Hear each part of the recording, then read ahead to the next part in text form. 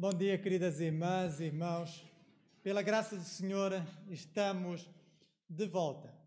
Depois de 3 semanas de ausência, eu junto-me novamente aos irmãos.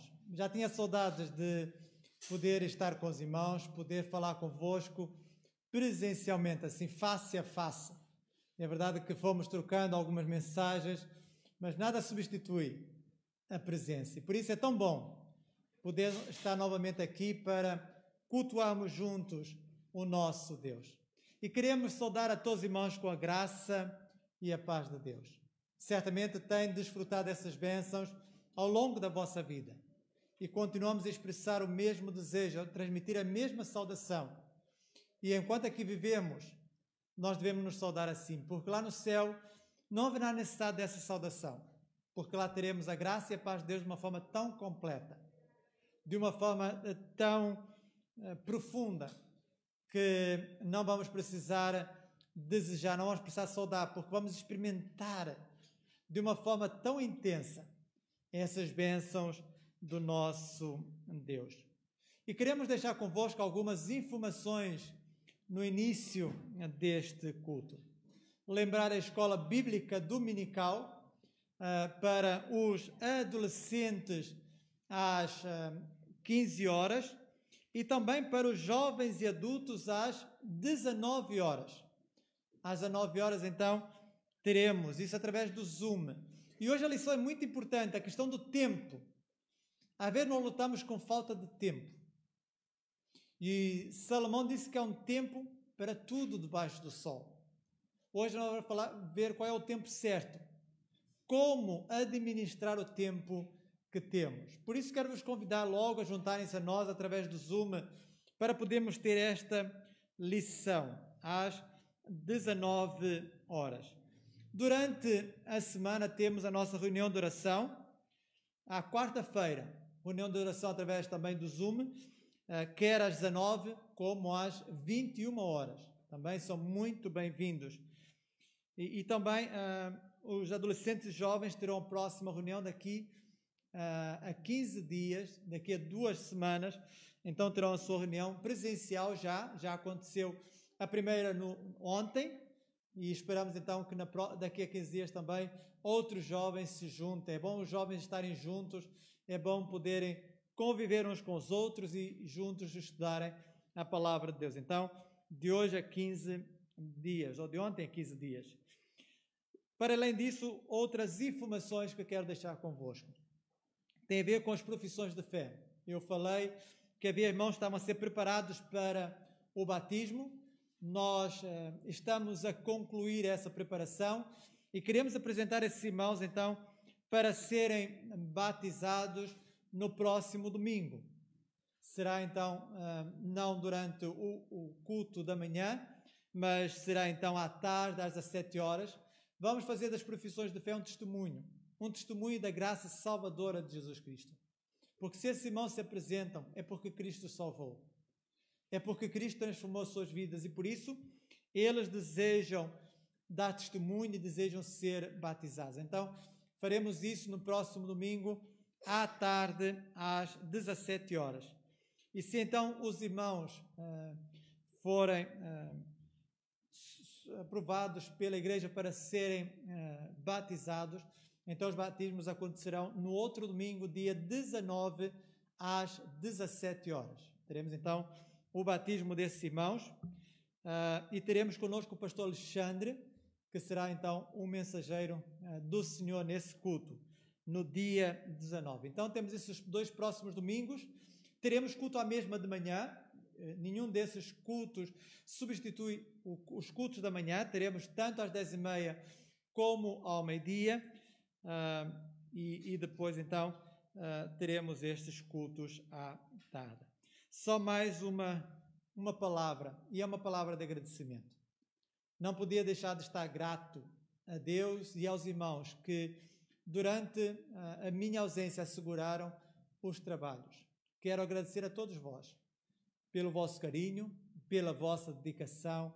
Quero agradecer pela forma como procuraram realizar o trabalho da melhor maneira. E damos graças a Deus porque tudo correu bem. Então, muito obrigado a todos vós, desde os irmãos que vos recebem, desde aqueles que vos dirigiram, a todos o nosso muito obrigado. E lembrem-se de uma coisa, o vosso trabalho não é vão no Senhor. Pode ser que o pastor não vos recompense, mas Deus vos recompensará. Deus dá-vos a recompensa e eu agradeço-vos então esta vossa dedicação, procurando fazer então o trabalho. Então temos aqui algumas informações e vamos aproveitar este tempo de prelúdio para orarmos ao nosso Deus. O Miguel vai estar a tocar, é uma oportunidade para nós entregarmos este culto nas mãos do Senhor para que possa estar a dirigi-lo. E vamos orar também pelos nossos irmãos que estão doentes, e em particular pela irmã Teresa Coelho. Ela teve, durante esta semana, um problema de saúde, uma paralisia facial das duas faces, e por isso vai demorar agora um tempo. Os irmãos certamente recordar-se-ão de que ela já teve isso algum tempo atrás, de uma face apenas, agora atingir as duas. Vamos orar porque será um tempo longo de recuperação e oramos para que a fisioterapia que ela vai fazer possa resultar. Então, vamos orar também, orar por este culto, que Deus possa falar a cada um de nós.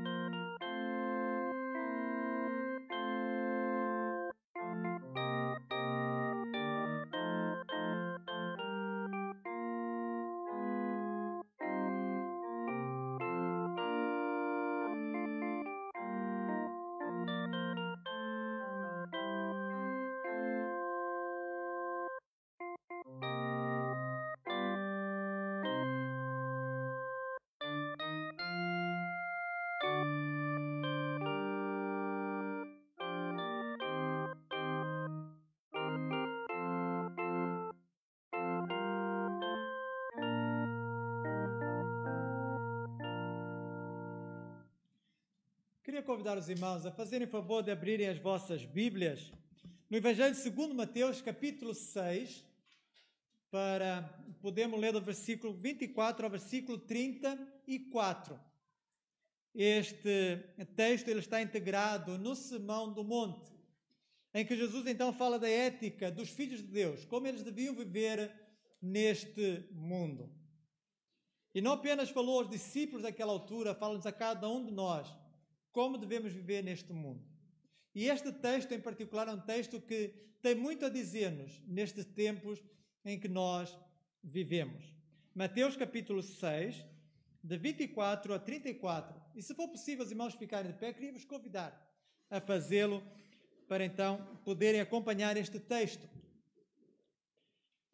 Diz assim: ninguém pode servir a dois senhores, porque ou há de aborrecer-se de um e amar ao outro, ou se devotará a um e desprezará o outro. Não podeis servir a Deus e a riquezas. Por isso vos digo, não andeis ansiosos pela vossa vida, quanto ao que haveis de comer ou beber, nem pelo vosso corpo, quanto ao que haveis de vestir. Não é a vida mais do que o alimento, e o corpo mais do que as vestes? Observai as aves do céu. Não semeiam, não colhem, nem ajuntam em celeiros. Contudo, o vosso Pai Celeste as sustenta. Porventura, não valeis vós muito mais do que as aves? Qual de vós, por ansioso que esteja, pode acrescentar um côvado ao curso da sua vida? E por que andais ansiosos quanto ao vestuário? Considerai como crescem os lírios do campo. Eles não trabalham nem fiam. Eu, contudo, vos afirmo que nem Salomão, em toda a sua glória, se vestiu como qualquer deles. Ora, Se Deus veste assim a erva do campo, que hoje existe, e amanhã é lançada no forno, quanto mais a vós, homens de pouca fé. Portanto, não vos inquieteis dizendo, que comeremos, que beberemos, ou que nos vestiremos? Porque os gentios é que procuram todas estas coisas, pois vosso Pai Celeste sabe que necessitais de todas elas. Buscai, pois, em primeiro lugar o seu reino e a sua justiça, e todas estas coisas vos serão acrescentadas. Portanto, não vos inquieteis com o dia da manhã, pois o amanhã trará os seus cuidados, basta ao dia o seu próprio mal. Há momentos de ansiedade, e penso que a ansiedade, ela nos persegue. Quantas vezes nós andamos ansiosos? E é possível até haver alguém que esteja ansioso neste momento. Ansioso em relação ao dia da manhã. Ansioso em relação a algo que deseja. A ansiedade faz parte da natureza humana. Nós, por natureza, somos seres ansiosos. E Jesus sabia muito bem disso, e por isso ele procurou levar os discípulos numa outra direção, a não andarem ansiosos pelo que haviam de beber, pelo que haviam de comer ou pelo que haveriam de vestir. E isso só é possível nós vivemos sem ansiedade. Só é possível nós experimentarmos ou vivemos esta exortação se nós o colocarmos diante de nós. Se nós colocarmos Jesus diante de nós, se nós tivermos o nosso olhar nele, se nós vivemos na sua dependência. Se nós dissermos ao Senhor, Senhor, a minha vida está em tuas mãos. Cuida tu dela, porque eu não consigo. Se assim for, se nós vivemos nessa dependência, naturalmente a ansiedade será menos. E nós conseguiremos usufruir da paz e da alegria que o Senhor nos concede. E o cântico que nós vamos entoar diz: meu olhar a ti dirijo, a teu lado quero andar. Que seja este o desejo de cada um de nós neste momento.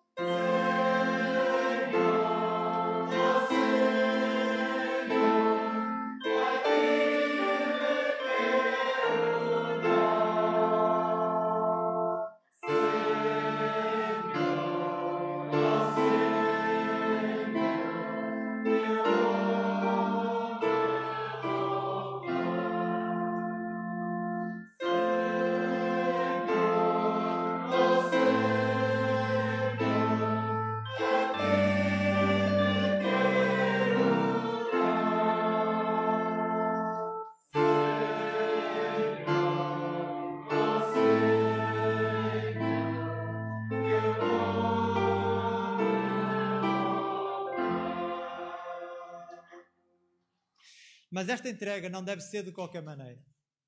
Nós não devemos entregar apenas uma parte do nosso ser. Nós devemos entregar-nos completamente. Nós devemos ter Deus como prioritário na nossa vida. Jesus disse: buscai em primeiro lugar o seu reino e a sua justiça, e todas estas coisas vos serão acrescentadas. Colocá-lo em primeiro lugar. Nem sempre é fácil, porque se é verdade que também se temos uma tendência para a ansiedade, também temos uma tendência para sermos senhores da nossa própria vida. No entanto, nós temos que deixar o senhorio das nossas vidas na mão de Cristo, colocando em primeiro lugar para que Ele nos conduza e nos ajude a vencer a ansiedade de cada dia. Este é o título do cântico que vamos cantar: Buscai primeiro o reino de Deus. É esta exortação que estará presente neste cântico, para além de outras em que somos chamados a buscarmos a palavra de Deus e também orarmos a Ele. A oração é tão importante neste processo. Pedi, pedi e dá-se-vos-á, buscai e encontrareis. Somos convidados pelo Senhor a buscá-lo, a pedir-lhe. E se assim fizermos, naturalmente a ansiedade fugirá, a ansiedade deixará de nos acompanhar, se nós vivemos na dependência e oração com o Senhor. Então vamos cantar este cântico, e quem desejar também expressar a sua entrega ao Senhor através dos dízimos e ofertas poderá vir à frente e fazê-lo.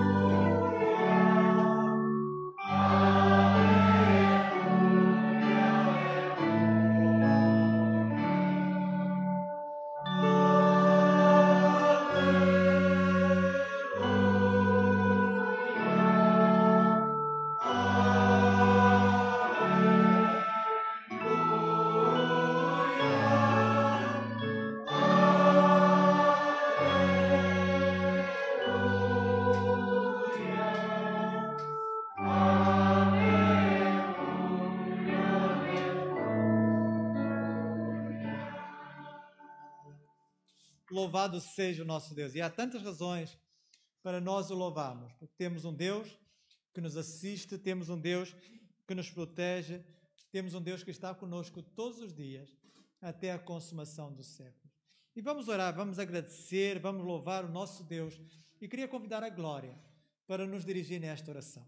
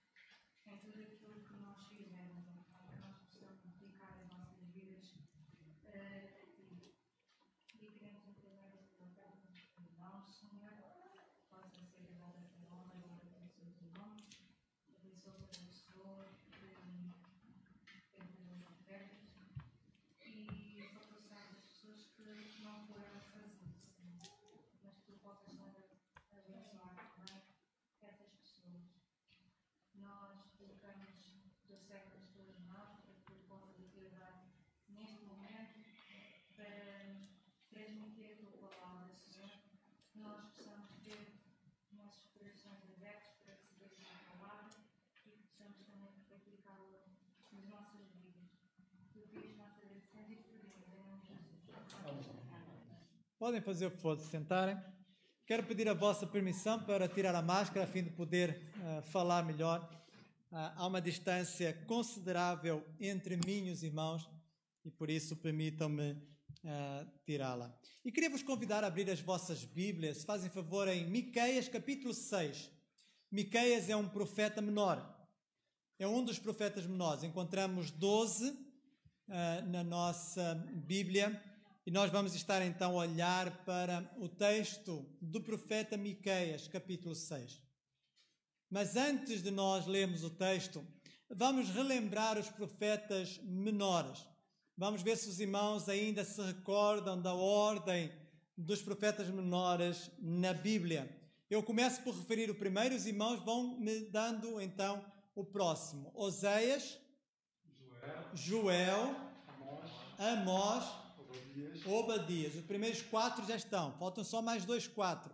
Mais Jonas, Miqueias, Naum e Abacuque. Os segundos 4 já estão. E então chegamos na reta final, que é Sofonias, Ageu, Zacarias e, por último, Malaquias. Então são estes os profetas menores.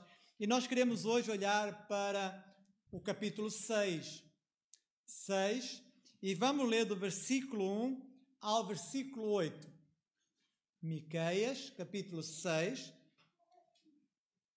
Vou ler convosco do versículo 1 ao versículo 8.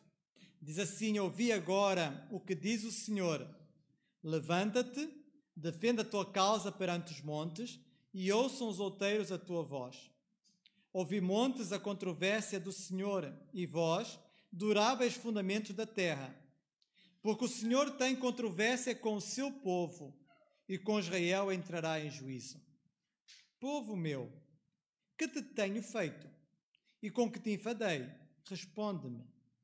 Pois te fiz sair da terra do Egito, e da casa da servidão te remi, e enviei adiante de ti Moisés, Arão e Miriam. Povo meu, lembra-te agora do que maquinou Balaque, rei de Moabe, e do que lhe respondeu Balaão, filho de Beor, e do que aconteceu desde Sitim até Sigal, para que conheças os atos de justiça do Senhor. Com que me apresentarei ao Senhor e me inclinarei antes o Deus excelso? Virei perante ele com holocausto, com bezerros de 1 ano? Agradar-se-á ao Senhor de milhares de carneiros, de 10.000 ribeiros de azeite? Darei o meu primogênito pela minha transgressão, o fruto do meu corpo pelo pecado da minha alma? Ele te declarou, ó homem, o que é bom. E o que é que o Senhor pede de ti? Que pratiques a justiça e ames a misericórdia e andes humildemente com o teu Deus. O tema da mensagem de hoje é o regresso a Deus. Setembro é, por norma, o mês de regresso. Alguns irmãos, como eu, regressaram de férias, outros já o fizeram há mais tempo. Regressamos ao trabalho. Dentro, em breve, as crianças, adolescentes e jovens vão estar a regressar aos estudos. Também vemos as rentrées políticas, vemos também o início de um novo ano judicial. Há regressos. E as próprias igrejas também regressam à normalidade com as suas atividades. No entanto, não é desses regressos que eu quero falar, mas do regresso que é tão importante e que tarda em acontecer. Tem a ver com o nosso regresso a Deus. Tem a ver com o nosso regresso aos pés de Deus. Nós vemos que as pessoas vivem à margem de Deus, mesmo que as circunstâncias digam que não é possível tal. Vemos que há pessoas que se acham independentes, senhores da sua vida, e que por isso podem tomar as decisões que bem desejarem e não têm que prestar contas a ninguém. Infelizmente, por vezes, isso é transversal aos crentes. Por vezes, isso pode acontecer com cada um de nós, este afastamento gradual de Deus. Os profetas viviam e eram chamados para apelar, para exortar o povo a voltarem-se para Deus. Os profetas apelavam ao regresso a Deus. Eles surgiam em momento de crise para então levar o povo a voltar ao caminho do Senhor. E isso aconteceu com Miqueias também. Miqueias é chamado num tempo em que o povo estava a desobedecer a Deus, em que o povo estava a viver a sua vidinha à sua maneira, e estava a adorar a Deus à sua maneira, e pensavam que o estavam a fazer muito bem. No entanto, Deus traz o profeta para lhes mostrar que assim não deviam caminhar. Deus mostra-se desagradado com a religiosidade deste povo, porque estavam a fazer isso não com corações puros e arrependidos, mas com vidas envolvidas no pecado. E por isso nós encontramos aqui, por um lado, Deus mostrando a situação deste povo. E os primeiros versículos mostram-nos um contexto de tribunal, em que Deus, que é o juiz, o povo que é o réu e a criação, que são as testemunhas, estão ali para então participarem deste tribunal, participarem desta sentença, participarem então deste momento. E Deus, na sua misericórdia, diz ao povo: levanta a tua voz e defende-te. Defende a tua posição. Defende as tuas ações. Defende. Levanta-te e defende a tua causa.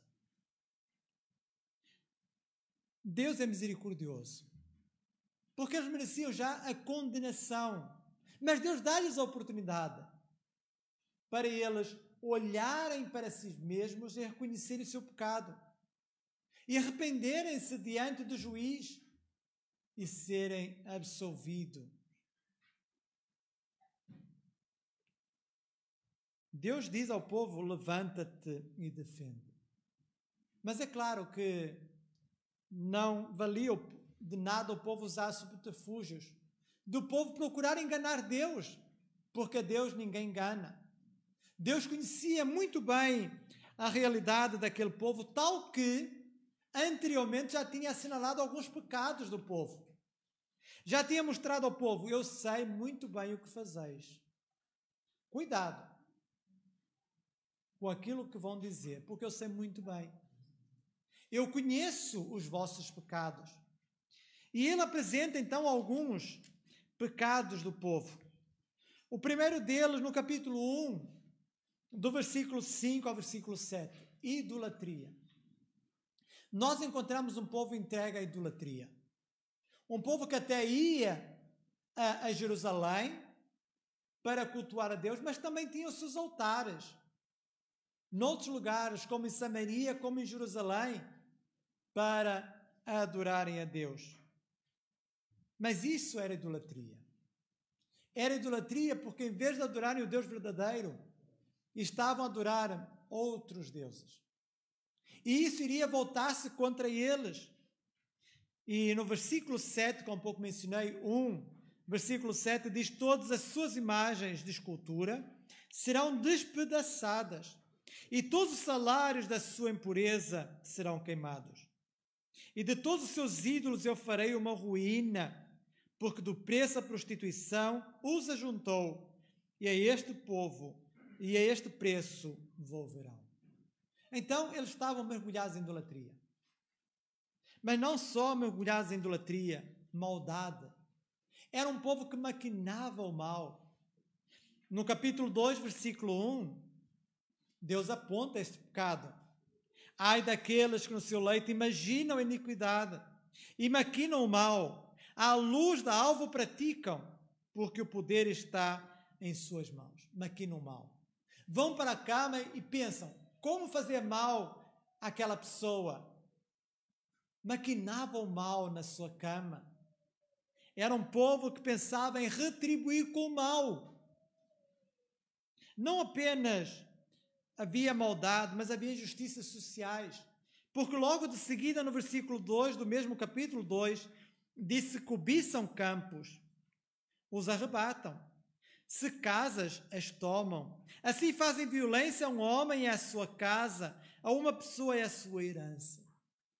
Aproveitavam-se da fragilidade do outro para cometer uma grande injustiça social, para ficarem com aquilo que o outro tinha a um preço simbólico. Em vez de ajudar, estavam a abusar, estavam a usar-se daquela situação de fragilidade da parte do povo. Mas também eram gananciosos. E no capítulo 3, versículo 1, aponta essa ganância do povo. Versículo 11 diz: os seus cabeças dão as sentenças por suborno. Os seus sacerdotes ensinam por interesse.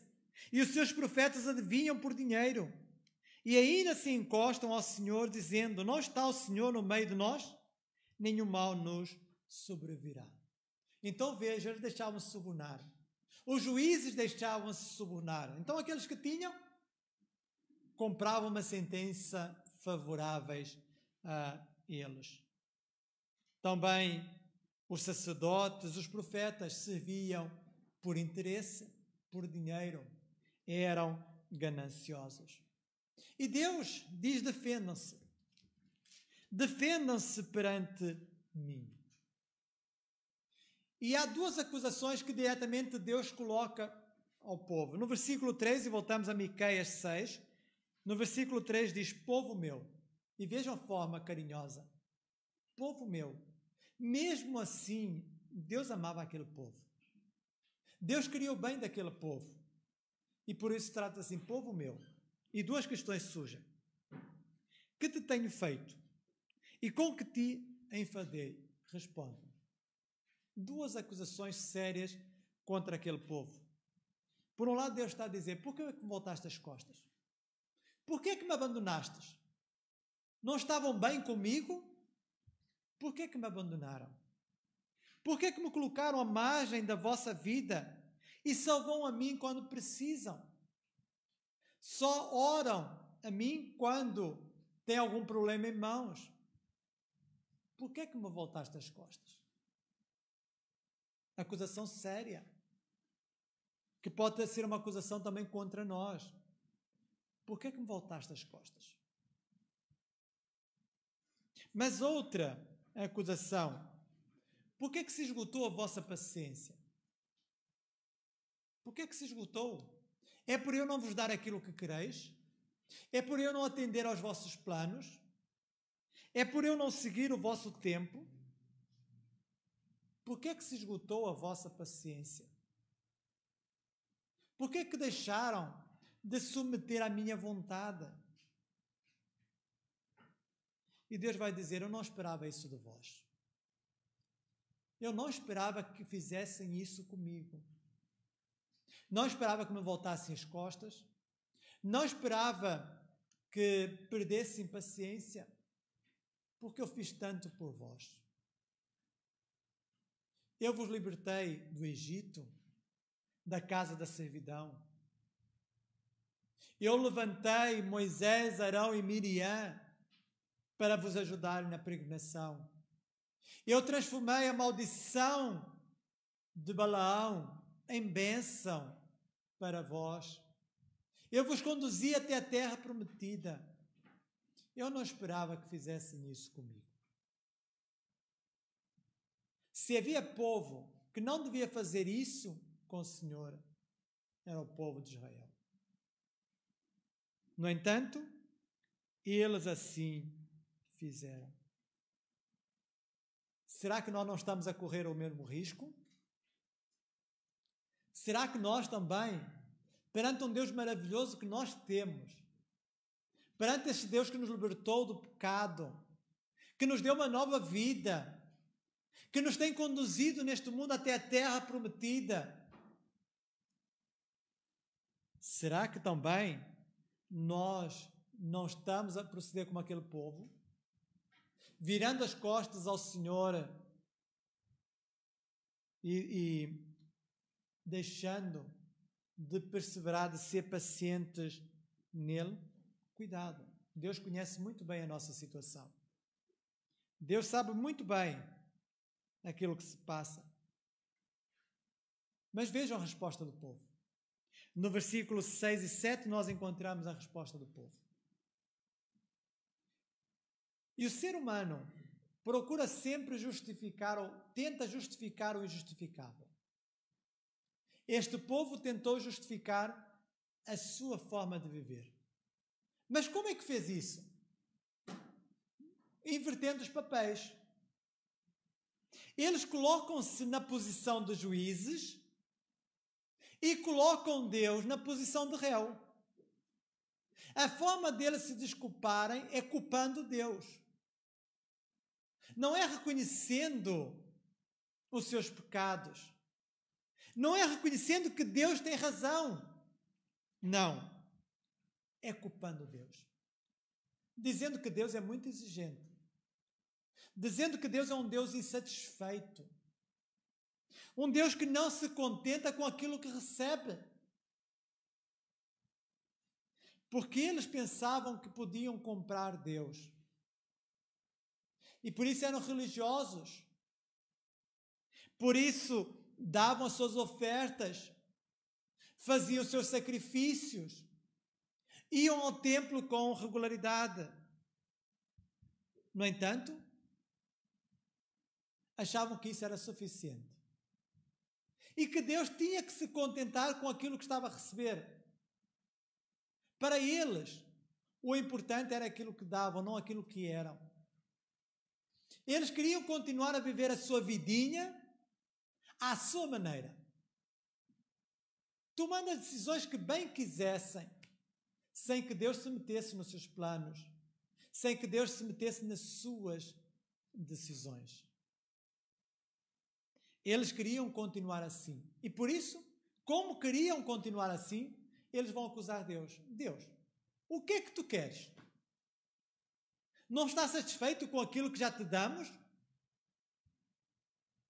Estás a ser muito exigente conosco. O que é que tu queres? E vejam que ele aí apresentam várias coisas. Falam de virei perante vós com holocaustos, com bezerro de um ano. E depois ainda exageram.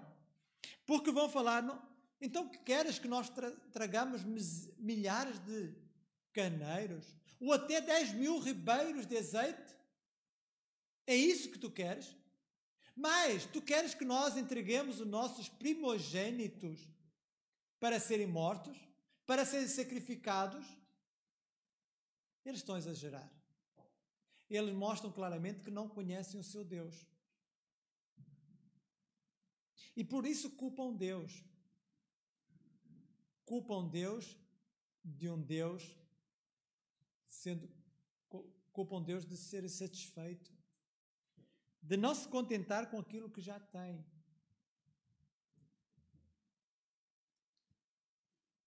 Culpam Deus.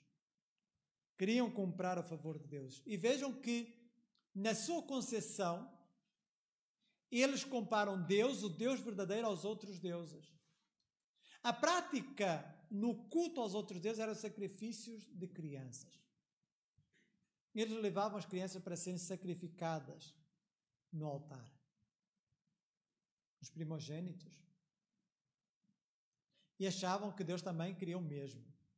Colocaram essa hipótese sobre a mesa. Deus nunca pediu tal sacrifício. Deus nunca pediu sacrifício humano. Pediu uma única vez.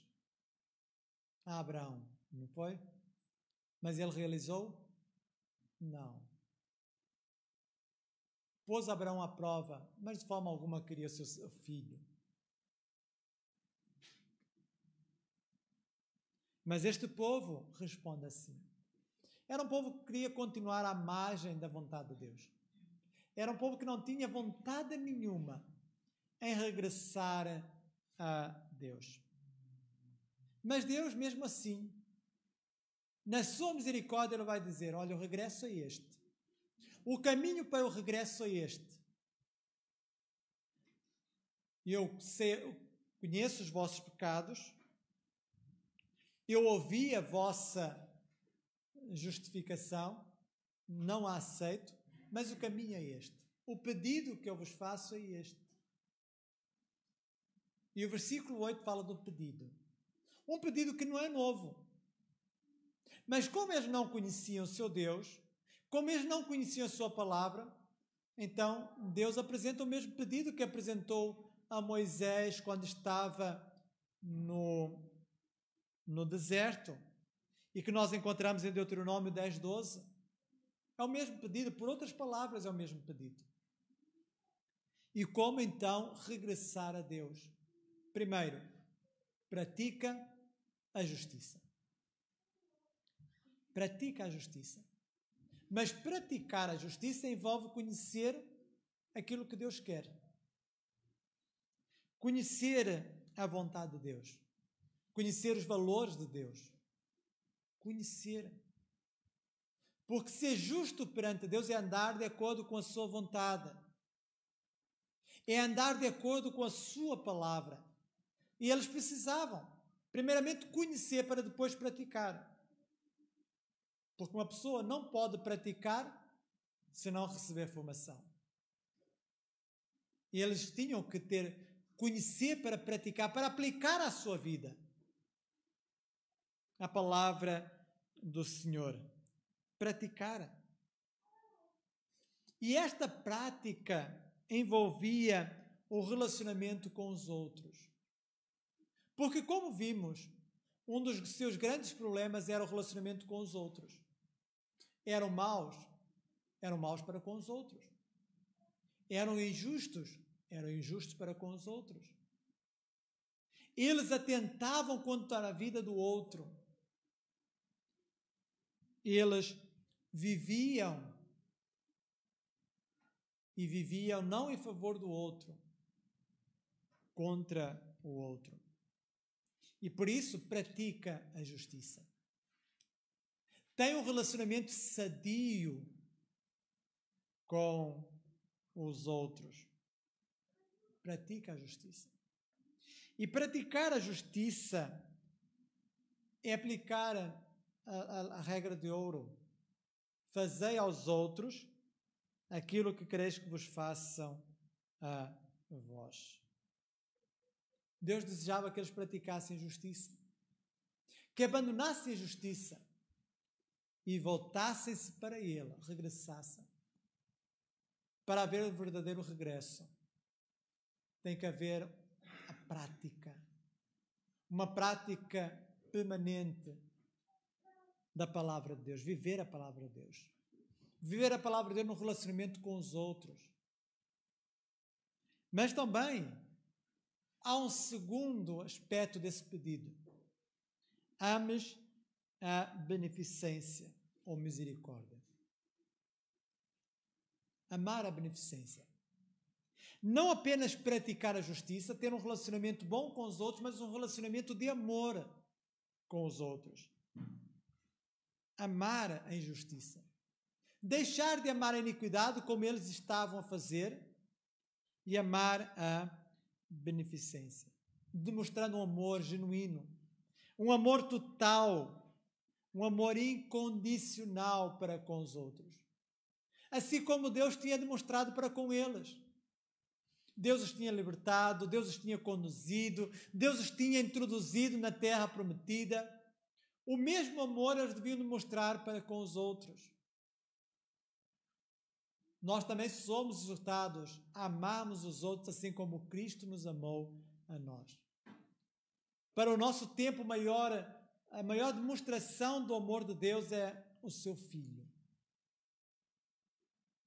Como Paulo disse, mas Deus prova o seu amor para conosco em que Cristo morreu por nós, sendo nós ainda pecadores. É o seu Filho. Deus deu o seu Filho para morrer em nosso lugar, a fim de nos libertar do pecado. Amar os nossos amigos é fácil. Às vezes ouve essa expressão amigo dos amigos. Foi um grande amigo dos amigos. Nada de relevante. Todos são amigos dos amigos, não é? Todos fazem isso. Mas este amar a beneficência é amar a todos, independentemente de quem seja.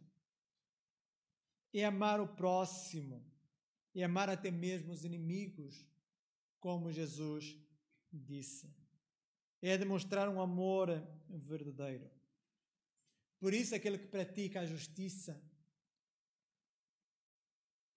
que demonstra a palavra de Deus no relacionamento com os outros, deve acrescentar esse ingrediente, o amor.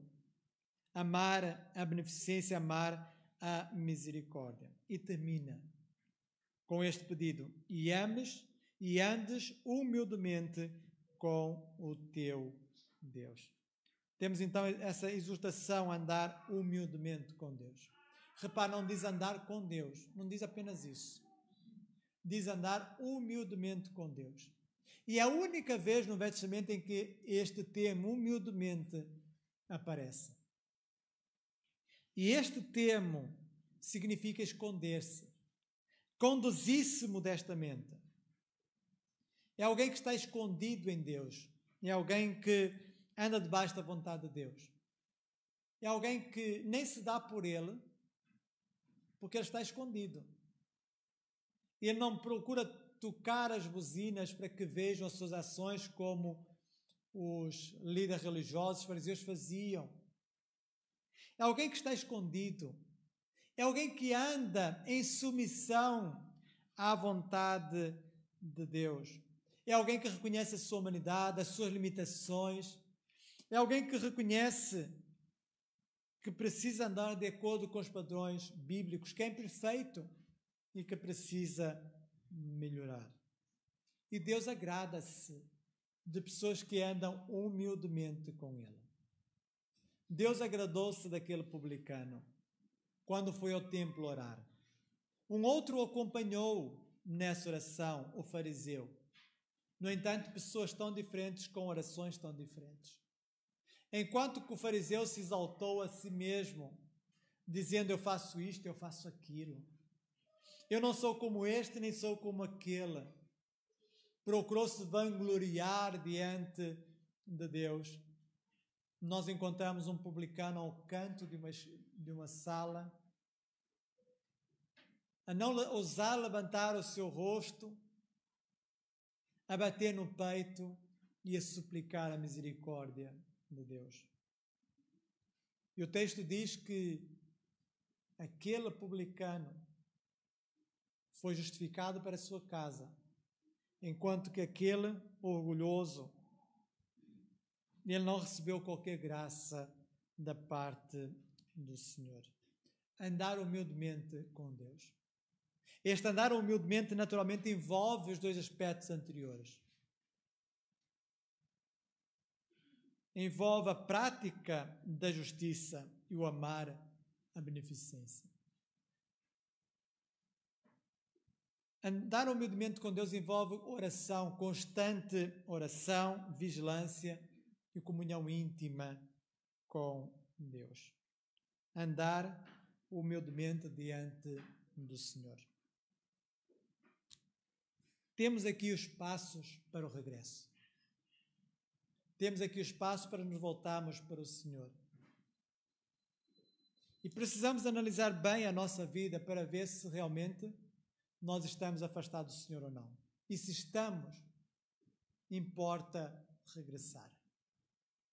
Importa ter a atitude daquele jovem que deixou a casa do seu pai pedindo-lhe uma parte da herança e foi para longe, abandonado na casa do seu pai.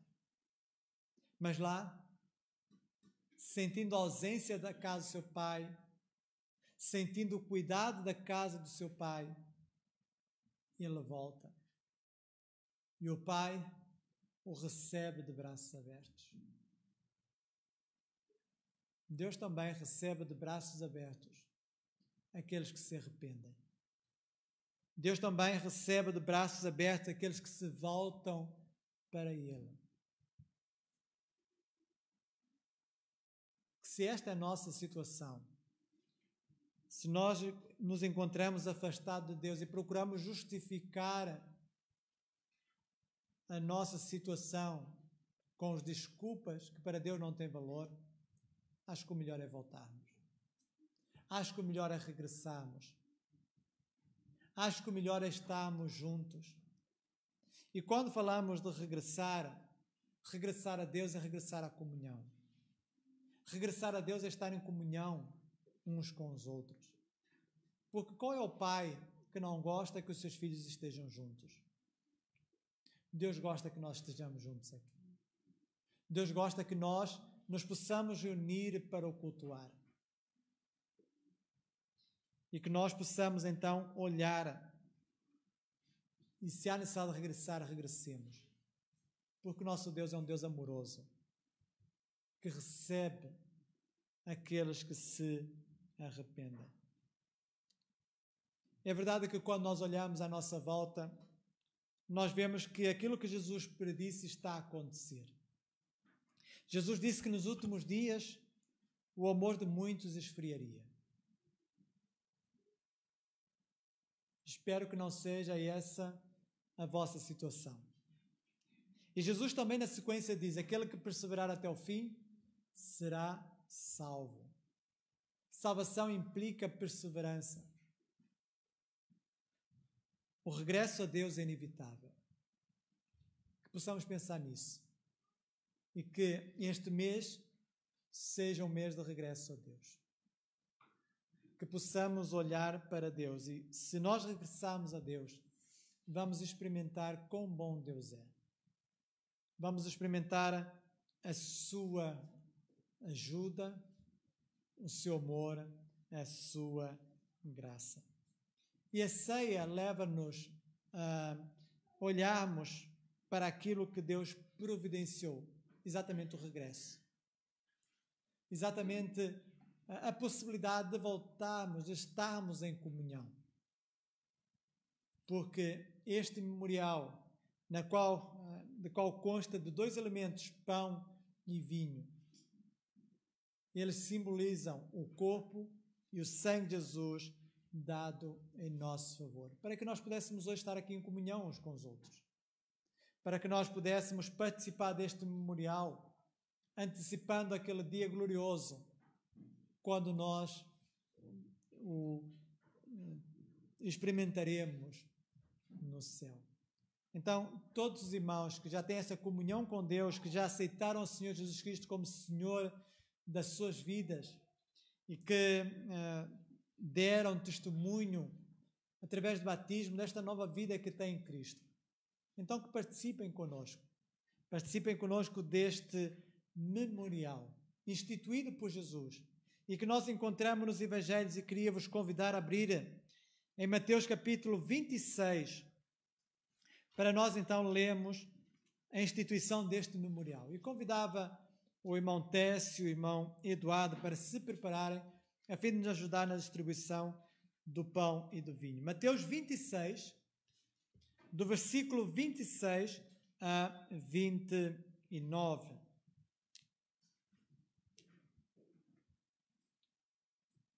Diz assim o texto bíblico: enquanto comiam, tomou Jesus um pão e, abençoando, partiu e o deu aos discípulos, dizendo: tomai, comei, isto é o meu corpo. A seguir tomou um cálice e, tendo dado graças, o deu aos discípulos, dizendo: bebei dele todos. Porque isto é o meu sangue, o sangue da nova aliança, derramado em favor de muitos, para a remissão de pecados.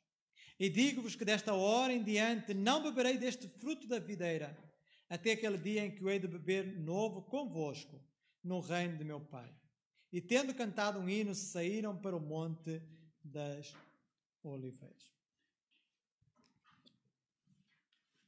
Temos aqui, portanto, instituído a ceia do Senhor, este memorial, para que todas as vezes que nós participemos dele, nós possamos relembrar aquilo que Cristo fez por nós. A forma como ele se entregou para que nós fôssemos salvos, a forma como ele nos amou, nós que não merecíamos nada, mas ele nos amou quando nós estávamos perdidos, ele nos amou quando nós éramos seus inimigos, ele nos amou independentemente de quem nós éramos. E por isso que esta celebração seja uma celebração de gratidão e louvor ao nosso Deus, mas também de consagração ao Senhor, a fim de fazermos sempre a sua vontade. Diz-nos o texto que lemos, e volto a repetir o versículo 26. Enquanto comiam, tomou Jesus um pão e, abençoando, o partiu. Nós vamos dar graças ao Senhor pela sua vida, por ele ter se entregue por nós, para que por meio dele nós pudéssemos ter vida e vida com abundância. E quero convidar o irmão Eduardo para nos dirigir nesta oração. Santo, obrigado, Pai, pelo teu nome nos agradecemos. Obrigado por tão precioso graça que nos concede dia por dia, e que nós possamos andar fielmente na tua vida, na tua ressurreição, Pai Santo. Porque tu deste ao mundo para nos resgatar dos nossos pecados, Senhor. Porque ainda somos pecadores, Pai. Mas pela tua graça, pela tua maravilhosa graça que nos concedeste, e essa é a nossa convicção que nós temos, Pai. Essa semelhança a ti, Senhor, para que nós possamos guardar o nosso depósito até aquele dia final, Senhor. E que tu possas nos abençoar, possas nos guardar. Pai Santo, nesse momento que queremos comer pão, como representar o teu corpo, Senhor, que foi crucificado na cruz do Carvalho por nossos pecados. Mas, Pai, tu és Santo Poderoso, venceste a morte e ressuscitado no terceiro dia. Essa é a nossa convicção que nós temos. Que é a salvação que nós temos em ti, essa é a nossa esperança, a nossa harmonia para contigo, Senhor. E também pedimos, Pai Santo, para todos nós que estamos aqui presentes, refletamos, Senhor, aquilo que nós fizemos nas nossas vidas, Senhor, para que nós possamos pedir perdão diante da presença. E se, Pai, nós te oramos, Pai, por tudo nós somos, tu sabes o nosso anseio, tu sabes muito bem as nossas vidas, e entregamos todos nossas almas nas tuas mãos. E por isso, Pai, pedimos e agradecemos em nome e para o nome de Jesus Cristo, nosso Salvador. Amém.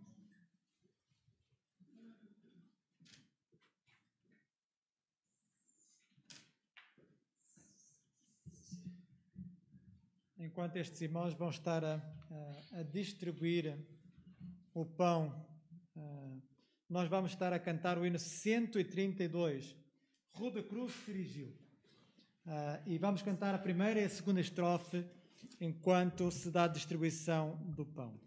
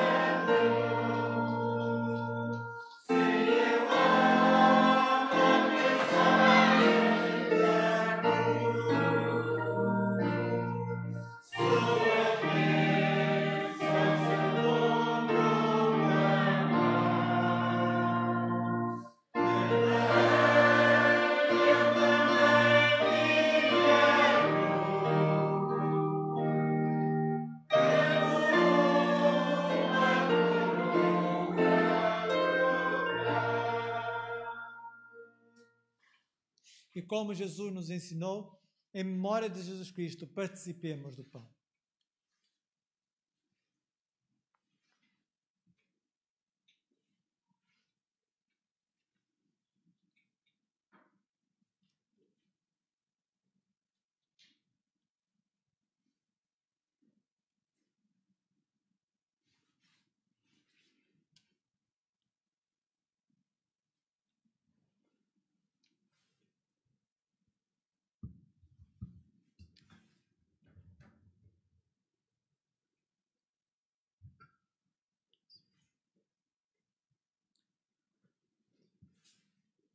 E enquanto o irmão Eduardo estará a distribuir o vinho, vamos continuar a cantar este hino.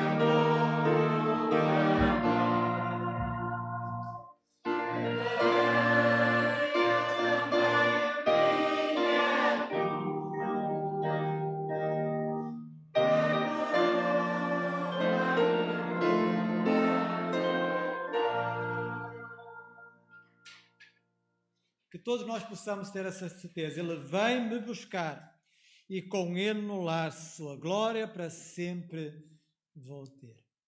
Se alguém que não tem esta certeza, se alguém não tem a certeza de que quando Cristo voltar, será levado por Ele para o lar da glória, então que possa receber o convite do Senhor, que possa receber a sua salvação. Nós não sabemos quanto tempo de vida temos, mas sabemos sim que somos pecadores. E só com a graça de Deus é que nós podemos ser alguma coisa.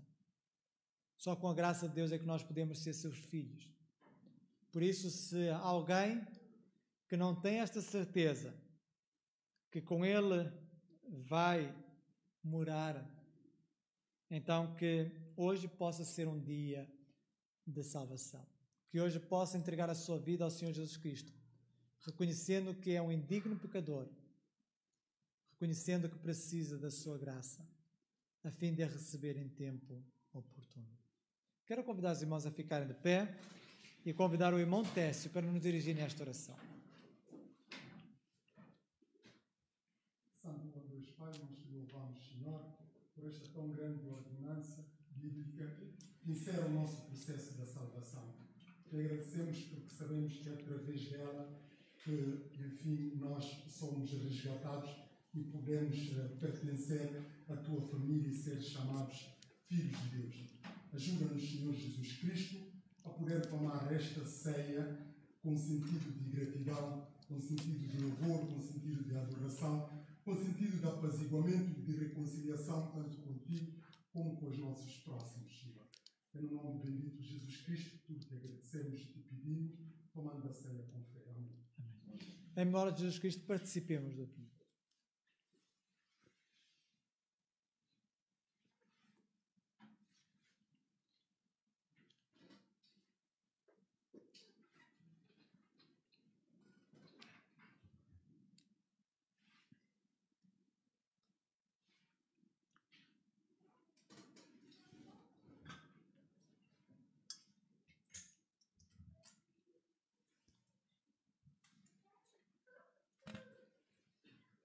E vamos terminar o nosso culto cantando a oração que encontramos no hino 42, para que Deus possa guiar a nossa vida.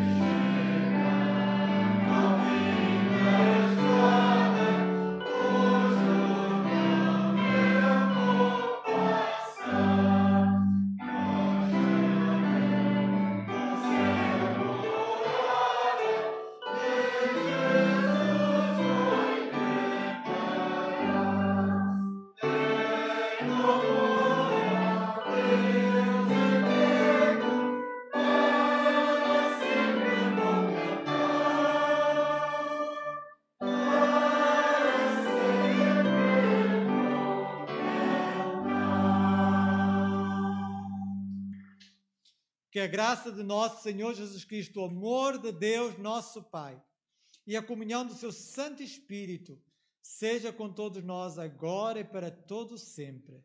Amém.